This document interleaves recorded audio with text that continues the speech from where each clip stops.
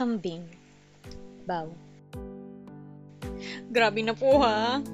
To recap, ako na po ang prinsesa ni Papa P. Tapos siya naman si Papa P. Rinsipe. Para talagang fairy tale itong love story namin. Love story talaga. Anyways, simula nun, nag-level up na yung relationship namin ni Papa P. Oo, relationship talaga. Parang talaga kaming magkasama sa bahay. LDR nga lang. Alam nyo, kakabigay nga lang ng award sa akin sa office ng isang araw. Pero, wala nang mas nagpapasaya sa akin kundi ang maghintay ng 9 p.m. Iba talaga pag nagkakausap kami.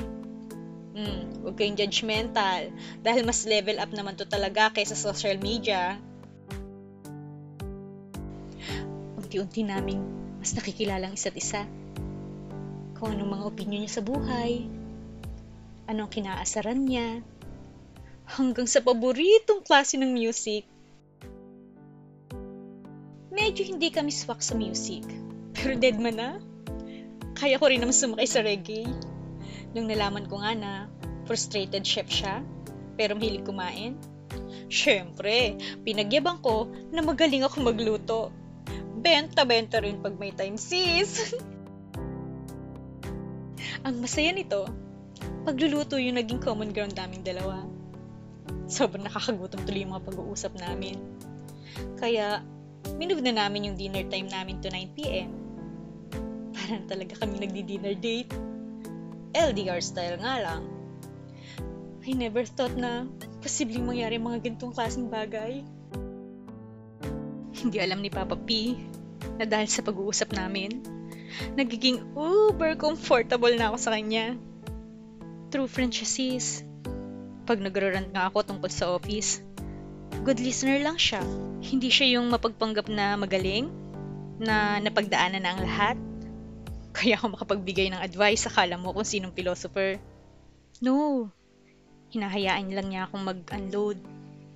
Sa totoo lang, parang nai-inlove na nga ako sa kanya. Masisisi niyo ba ako? Subukan niyo lumagay sa situation ko.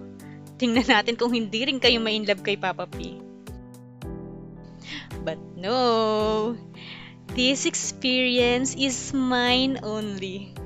Papa P is mine only. Okay? Ibang effect niya sa akin, sis! Siyempre, hindi na mawawala yung kilig at excitement. Pero more than that, parang unti-unti na rin ako nagkakaroon ng kumpiyansa sa sarili ko.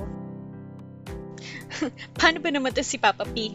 Wagas kang magbigay ng compliment. Good job sa work. Uy, mukhang masarap yung dinner mo ah. And get this, napansin niya yung nagpagupit ako ng buhok. So, kahit mas maikli na di hamak ang buhok ko ngayon, haba pa rin ang hair ko, te. Ay, sa madaling salita, binigyan niya ng confidence ang socially awkward na ate niyo. Isang gabi, habang nagdi-dinner kami, LDR style, napansin ko na parang paulit-ulit na lang yung ino-order niyang fast food. Hindi ka ba nagsasawa dyan? Nagsasawa rin, kaso limited ang choices dito sa atin eh. Sabagay, kung ikaw masusunod, anong gusto mong dinner bukas? Wish ko lang makahanap ako ng matinong kaldereta rito. Spicy ba gusto mo? Oo naman, tsaka kambing dapat. Gusto mo ba ipagluto kita? Oo naman, pero paano? Pupunta ako dyan o ikaw ang pupunta rito? Hindi. Ihahatid ko na lang din dyan ng 9 p.m. Sure ka dyan ah? Oo naman. Tapos kakain tayo ng sabay. Sagot ko na ang kanin. Hehe. Sure. Then it's a date. See you, Tom. Tapos, isasara na ni Papa P ang kortina.